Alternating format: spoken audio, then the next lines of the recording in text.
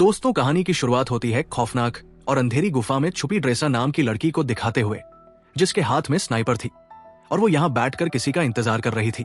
तभी हम इस गुफा से कुछ किलोमीटर दूर एक एयरपोर्ट को देखते हैं, जहां एक प्लेन लैंड करता है और उसमें से जैसे ही प्रेसिडेंट बाहर आते हैं, वैसे ही ड्रेसा उन्हें अपनी स्नाइपर से शूट कर खत्म कर देती है।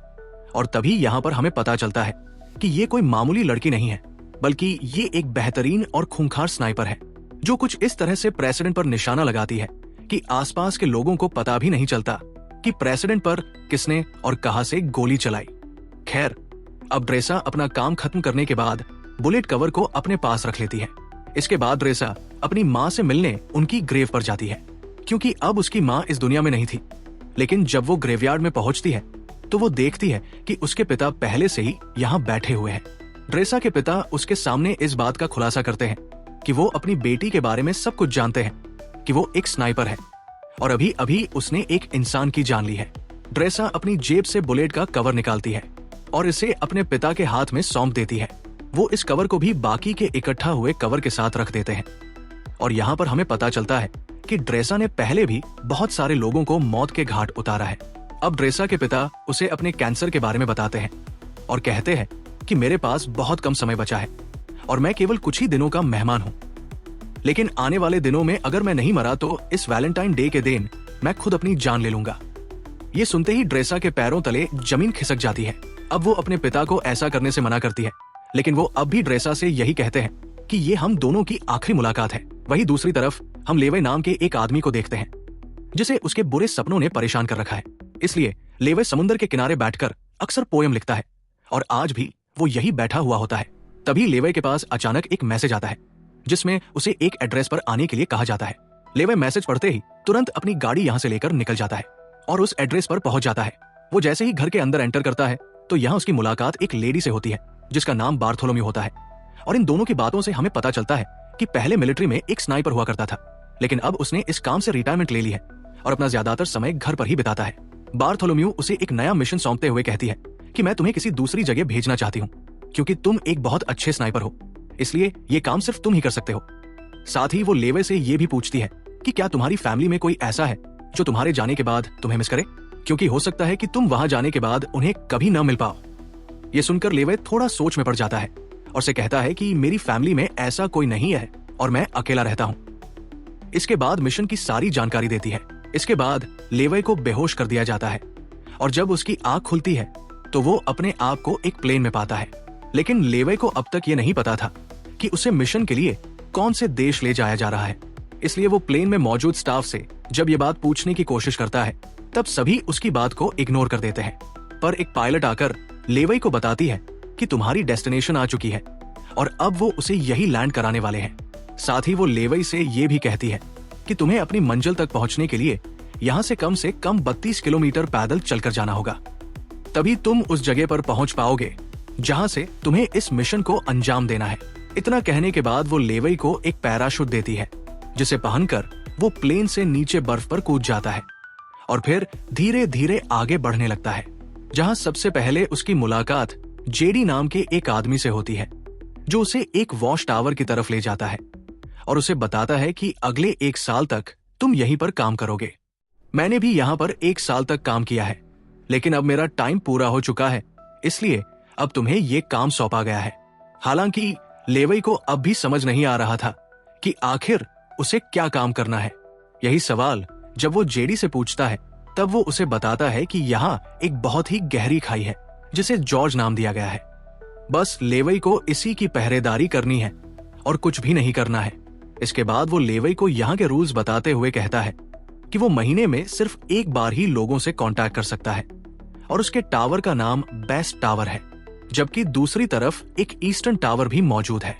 लेकिन वहां के लोगों से लेवे को किसी भी तरह की कोई बातचीत नहीं करनी है, क्योंकि उसका काम सिर्फ अपने मिशन पर ध्यान देना है और ईस्टर्न टावर वाले भी केवल अपने मिशन पर ही फोकस रखते हैं। साथ ही वो लेवे को ये भी बताता है कि वो 1 साल तक किसी से भी कांटेक्ट नहीं कर सकता है और यहाँ एक ऑटोमेटिक गन भी है, जिसे हर रोज लेवे को रीलोड करना होगा। अगर उनमें गोलियां नहीं है तो इसके अलावा नीचे बहुत सारे माइंस भी हैं। अगर उनमें किसी तरह का कोई विस्फोट होता है तो लेवे को उन्हें भी देखना होगा। हालांकि लेवई को अब तक समझ नहीं आ रहा था कि आखिर उसका मिशन क्या है, इसलिए वो जेडी से पूछता है कि क्या मेरा काम यहाँ पर आने वाले लोगों को जॉर्ज के करीब जाने से रोकना है। इस पर जेडी कहता है नहीं, जो चीज जॉर्ज के अंदर है उसे ऊपर आने से रोकना है। फिर वो एक छोटा सा बम उठाता है और उसे खाई यानी जॉर्ज के अंदर फेंक देता है। जैसे ही धमाका होता है, अचानक खाई से एक बहुत ही डरावनी और अजीब सी आवाज सुनाई देती है जो किसी मॉन्स्टर की तरह लग रही थी। और यहाँ पर हमें इस खाई की असलियत का पता चलता है कि इसके अंदर कोई छोटी मोटी या मामूली चीज नहीं है, बल्कि कुछ बेहद ही खौफनाक छुपा हुआ है। इसके बाद जेडी लेवी से कहता है कि जो चीजें जॉर्ज के अंदर छुपी हुई है उन्हें हेलोइन कहा जाता है और तुम्हें उन्हें ऊपर आने से किसी भी हाल में रोकना होगा। ऐसा कहा जाता है कि साल 1940 में सेना की 3 बटालियन इन्हें हेलोइन को रोकने के लिए नीचे गए थे, लेकिन वो भी कभी वापस नहीं आए। साथ ही वो लेवई को एक स्ट्रेट डॉग अलार्म के बारे में बताता है। जिस दिन वो अलार्म बजना शुरू हो जाए उस दिन तुम बिना कुछ सोचे समझे बस यहां से अपनी जान बचाकर भाग जाना।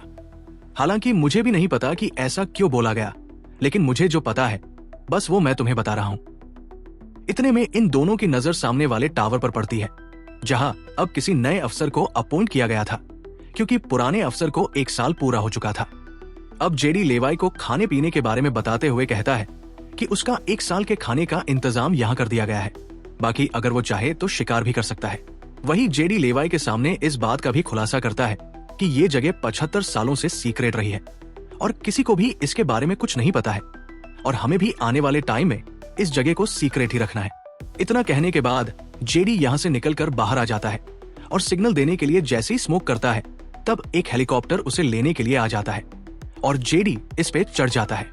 लेकिन हेलीकॉप्टर में मौजूद अफसर पहले उससे उसकी आइडेंटिटी पूछता है और फिर उसे शूट कर देता है, जिससे हमें पता चलता है कि ये जगह इतनी सीक्रेट है कि यहाँ से किसी को भी बाहर जाने नहीं दिया जाता है। इधर लेवई बिल्कुल वैसे ही करता है जैसा उसे बताया गया था। वो ऑटोमेटिक गन के अंदर गोलियां डालता है और आसपास का जायजा लेने लग जाता है।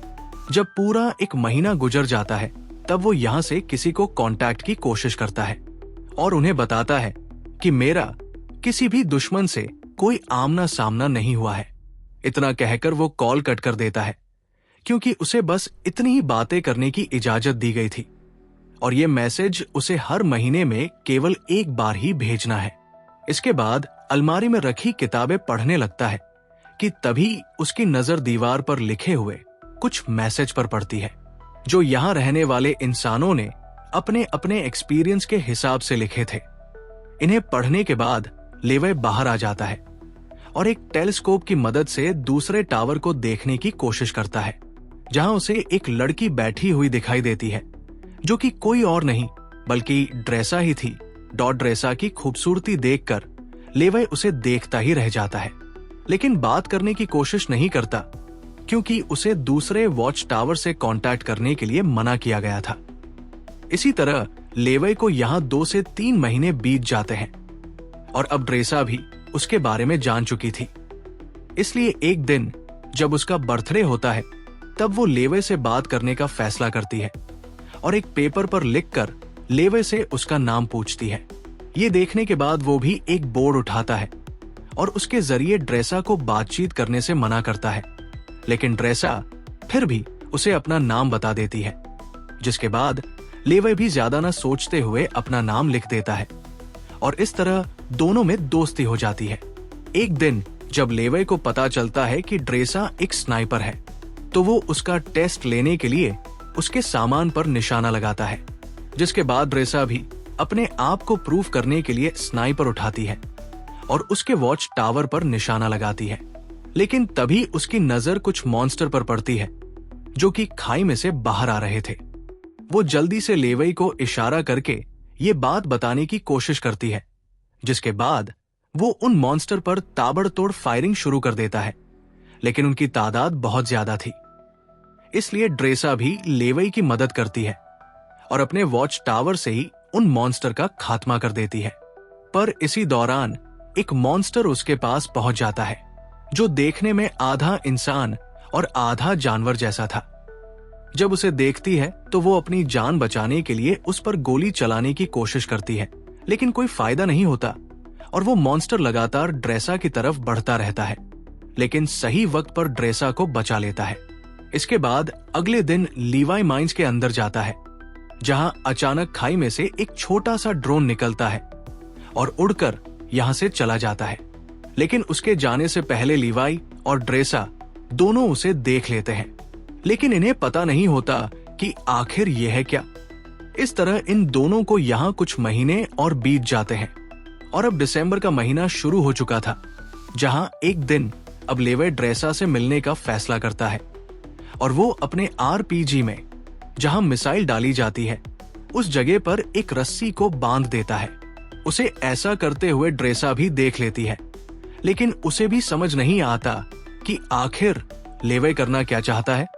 इतने में लेवी मिसाइल को दूसरी तरफ छोड़ देता है, जो कि एक रस्सी के सहारे बंधी हुई थी, और ये रस्सी ड्रेसा के पास पहुंच जाती है, जिसके बाद वो इसे पेड़ से बांध देती है और फिर लेविस रस्सी के सहारे यहाँ से दूसरे वॉच टावर तक पहुंच जाता है।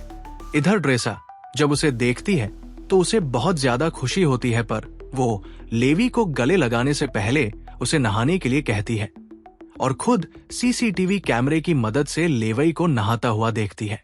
इसके बाद ये दोनों एक दूसरे से बहुत सारी बातें करते हैं और इस दौरान ब्रेसा लेवी से पूछती है कि तुमने सबसे लंबा शॉट कब मारा था। इसके बाद वो बताता है कि मैंने 3240 मीटर दूर से एक आदमी को मार गिराया था और पहले मैं मरीन में काम किया करता था। इसके बाद वो ड्रेसा से पूछता है कि आखिर इस जगह में ऐसा क्या है जो इसे इतना सीक्रेट रखा गया है। तब ड्रेसा उसे ज्यादा न सोचने और अपने काम से काम रखने के लिए कहती है। साथ ही उसे अपने पिता के बारे में भी बताती है, जो शायद अब तक मर चुके होंगे। इसके बाद वो म्यूजिक प्ले करती है और लीवाई से डांस करने के लिए कहती है, जिसके बाद ये दोनों साथ में डांस करते हैं और एक दूसरे के करीब आकर यही सारी हदें पार कर देते हैं। इसी दौरान लीवाई ड्रेसा को अपनी कविताओं के बारे में बताने लगता है और उसे कहता है कि मैंने तुम्हारे लिए भी एक पोएम लिखी है। इतना सुनते ही ड्रेसा उसे पोएम सुनाने के लिए कहती है, लेकिन उसे ये कहकर मना कर देता है कि जब हम दोनों यहाँ से निकल जाएंगे तब मैं तुम्हें वो पोएम दे दूंगा। अब सुबह होते ही लेवी यहाँ से जाने का फैसला करता है, लेकिन जैसे ही वो बीच रास्ते में पहुंचता है तो देखता है कि मॉन्स्टर वॉच टावर पर चढ़ रहा है, पर माइन से जब वो टकराते हैं तो एक बहुत बड़ा धमाका होता है, जिसमें लेवी की रस्सी जल जाती है और वो इस खाई में गिर जाता है। उधर ड्रेसा भी ये सब देख रही होती है, इसलिए वो लेवी को बचाने के लिए जल्दी से एक पैराशूट लेती है और बिना कुछ सोचे समझे खाई में कूद जाती है। जिसके बाद हम ड्रेसा को एक नदी में बहते हुए देखते हैं, जो कि इसी खाई के अंदर मौजूद थी। वो किसी तरह अपने आप को बचाकर किनारे तक ले आती है। वहीं हम लेवी को एक पेड़ से लटका हुआ देखते हैं, जहां अचानक एक बड़ा सा केकड़ा आकर उस पर हमला कर देता है, जिस वजह से लेवी पेड़ से नीचे गिर जाता है और यहाँ उसे पेड़ की जड़ें पूरी तरह से जकड़ लेती है। इससे पहले कि वो लेवी को नुकसान पहुंचा पाती, यहाँ ड्रेसा आकर उसे बचा लेती है और ये दोनों इस जगह को देखने लगते हैं कि तभी यहाँ कुछ हैलोमेन घोड़े पर सवार होकर आते हैं और इन पर हमला कर देते हैं। लेकिन लेवी और ड्रेसा उसे डरने के बजाय इनका डटकर मुकाबला करते हैं और 2 हैलोमेन को मार गिराते हैं, लेकिन एक वहां से भाग जाता है। इधर लेवी ने जिस हैलोमेन को मारा था वो उसे चेक करने के लिए उसके पास आता है तो देखता है किसने वर्दी पहनी हुई है। वर्दी को देखते ही लेवी को जेडी की बताई हुई बात याद आ जाती है। सालों पहले 3 बटालियन सेना इस खाई के अंदर गिर गई थी, जो कभी वापस नहीं आए, लेकिन ये अब तक जिंदा कैसे है? यही सवाल लेवी को सोचने पर मजबूर कर देता है। खैर, अब ये दोनों आगे बढ़ते हैं और एक ऐसी जगह पर पहुंच जाते हैं जहां इंसानों के अंदर से पेड़ बाहर निकल रहे थे। इन्हें देखकर ऐसा लगता है जैसे यहाँ किसी वायरस ने अपना आतंक फैलाया हो। अभी लीवाई और ड्रेसा इस खौफनाक मंजर को देख ही रहे थे। कितने में ही कुछ हैलोमेन इनकी तरफ आने लगते हैं, जिनसे बचने के लिए ये दोनों एक चर्च में पहुंच जाते हैं। लेकिन चर्च का नजारा बेहद ही डरावना था, क्योंकि यहाँ कई लोगों की डेड बॉडी पड़ी हुई थी, जिन्होंने वायरस के कहर से बचने के लिए खुद ही अपनी जान ले ली थी। तभी ड्रेसा के ऊपर एक मकड़ी अटैक कर देती है, जो कि देखने में काफी बड़ी थी। वो जैसे ही इन पर हमला करती है, ये दोनों मिलकर इसे शूट कर यही खत्म कर देते हैं। लेकिन तभी दरवाजा तोड़कर कुछ हेलोमेन यहां आ जाते हैं, जिन्हें देखते ही लीवाई और ड्रेसा जल्दी से चर्च में भाग निकलते हैं और पहाड़ों के बीच बनी एक सुरंग में पहुंच जाते हैं। और दरवाजे को आगे बंद करके जब इस सुरंग को अंदर से देखते हैं तो एक तरह की लैब दिखाई देती है, जहां पहले कभी एक्सपेरिमेंट्स किए गए थे। यहां इन्हें बैकअप जनरेटर भी मिलता है, जिससे ये लोग स्टार्ट कर देते हैं। एक डीवीडी प्लेयर भी मिलता है। डीवीडी की इस कैसेट को जब ये दोनों प्ले करते हैं तो स्क्रीन पर एक लेडी दिखाई देती है, जो इस जगह को लेकर अपने सीक्रेट मिशन के बारे में बताती है। साथ ही वो आगे ये भी कहती है कि हम यहाँ एक केमिकल मिसाइल बना रहे थे, जिसमें बहुत सारे लोग मिलकर काम कर रहे थे। लेकिन एक दिन जब इस जगह पर भूकंप आया तो भूकंप की वजह से जो मिसाइल हमने तैयार की थी वो लीक होनी शुरू हो गई और इस तरह ये केमिकल आसपास फैल गया, जिसकी वजह से कई लोग इन्फेक्टेड हो गए और मैं भी इन्फेक्टेड हूं। हालांकि उन्होंने ये बात मिलिट्री को भी बताई थी और कहा था कि इस जगह के ऊपर बमबारी करके इसे डिस्ट्रॉय कर दिया जाए ताकि ये केमिकल बाहर कहीं ना फैल सके। लेकिन मिलिट्री ने इनकी बात पर गौर नहीं किया। इस लेडी की बातें सुनने के बाद अब लेवी और ड्रेसा को सब कुछ समझ में आ जाता है, इसलिए ये सुरंग को और करीब से जानने की कोशिश करते हैं। और तब इन्हें यहाँ एक नए जमाने का कंप्यूटर मिलता है, जो कि काफी अजीब बात थी। इसलिए ये इस कंप्यूटर को ऑन करने का फैसला करते हैं और इसमें मौजूद इंफॉर्मेशन को देखकर एकदम हैरान रह जाते हैं, क्योंकि इसमें डार्क लैब नाम की कंपनी के बारे में पता चलता है, जो कि पैरामिलिट्री बनाने का काम करती है। वो यहाँ से इन्फेक्टेड लोगों के सैंपल ले जाती है और उनसे अपने सोल्जर को सुपर सोल्जर बनाने का काम करती है। इसलिए कोई भी देश इस जगह को पूरी तरह से मिटाना नहीं चाहता। साथ ही लीवाई को यह भी पता चलता है कि ये जो खाई है ये 4.2 किलोमीटर लंबी है। इसके बाद ये दोनों जैसे ही यहाँ से बाहर निकलते हैं, अचानक एक हेलो मैन इनके ऊपर हमला कर देता है और ड्रेसा को रस्सी से बांधकर खींचते हुए अपने साथ ले जाता है। हालांकि वो रस्सी को काटने की कोशिश करती है, लेकिन कोई फायदा नहीं होता। इधर लिवाई भी उसे ढूंढने के लिए इधर उधर भटकता रहता है और एक ऐसी जगह पर पहुंचता है जहां एक बहुत बड़ी मिसाइल मौजूद थी। वहीं हम ड्रेसा को एक पेड़ से लटका हुआ देखते हैं और वो भी उसके सामने ही खड़ा होता है, जिसे ड्रेसा उसे खोलने के लिए कहती है। लेकिन वो जब उसकी बात नहीं सुनता तो वो खुद ही किसी तरह अपने हाथों को खोलकर उस पर अटैक कर देती है। काफी देर तक इन दोनों में लड़ाई जारी रहती है। इतने में ही यहाँ लेवी भी आ जाता है और होलोमैन को शूट कर ड्रेसा को बचा लेता है। लेकिन जब वो वर्दी पर उसका नाम देखता है तब उसे पता चलता है कि वॉच टावर पर पहरेदारी देने वाला ये पहला इंसान था जो बाद में इन्फेक्टेड हो गया।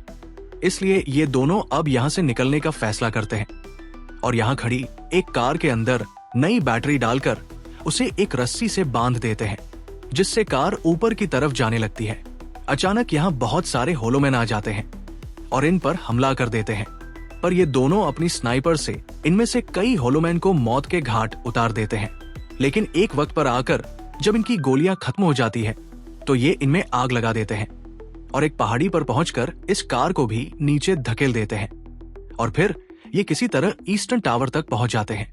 लेकिन इन्हें इस बात का डर होता है कि इनमें से कोई इन्फेक्टेड ना हो गया, इसलिए लेवाई अगले दिन रस्सी की मदद से अपने वॉच टावर पर पहुंच जाता है। बार्थो वहां से पूछती है कि क्या तुम गोच पर गए थे? लेवाई मना कर देता है। ये सुनकर से कहती है कि हो सकता है कि दूसरे टावर का कोई अफसर जॉर्ज में गया हो, क्योंकि किसी ने हमारे कंप्यूटर को स्टार्ट किया है, इसलिए अब तुम्हें उसे मारना होगा। हालांकि बार्थो ने पहले ही सीसीटीवी फुटेज में देख लिया था कि ये दोनों जॉर्ज में गए थे, लेकिन वो लेवॉय के सामने इस बात का इजहार नहीं करती है, बल्कि खुद ही अगले दिन यहां आ जाती है। लेकिन इसके हेलीकॉप्टर को लेवॉय और ड्रेसा दोनों देख लेते हैं और इन्हें पता चल जाता है कि ये इन्हें मारने के लिए यहाँ पे आई है, इसलिए ये जल्दी से जंगल की तरफ भाग जाते हैं। लेवॉय को पता था कि 4.2 किलोमीटर को पार करने के बाद ये खाई आपस में मिल जाती है और फिर वो ड्रेसा से मिल सकता है। इसलिए ये वॉच टावर के एंटेना पर हमला करता है और यहाँ अलार्म बजना शुरू हो जाता है, यानी कि यहाँ अगले 2 मिनट में स्टे डॉग मोड ऑन हो जाएगा और ये जगह अपने आप डिस्ट्रॉय हो जाएगी।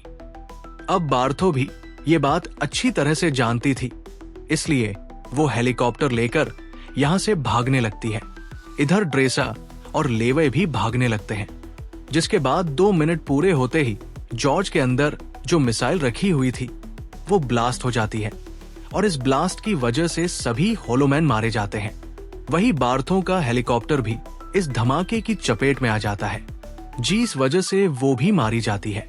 इधर लीवाई भी पानी में गिर जाता है, लेकिन ड्रेसा सब में बच जाती है और एक जगह बैठकर उसका इंतजार करने लगती है। काफी दिन बीत जाते हैं, लेकिन लीवाई का कोई अता पता नहीं चलता, इसलिए वो उसकी लिखी हुई पोयम खोलकर पढ़ती है, फिर अपनी नई जिंदगी की शुरुआत करती है और एक रेस्टोरेंट में काम करने लगती है। लेकिन तभी अचानक एक दिन वहां लेवे आ जाता है, जिसे देखकर ड्रेसा बहुत खुश होती है और फिर ये दोनों एक दूसरे को किस करते हैं और इसी के साथ ये कहानी यही खत्म हो जाती है। वीडियो अच्छी लगी हो तो लाइक और शेयर करके हमारे चैनल फ्लिक्सोरा को सब्सक्राइब करके बेल आइकन प्रेस कीजिए। मिलते हैं अगली वीडियो में। Till then signing of.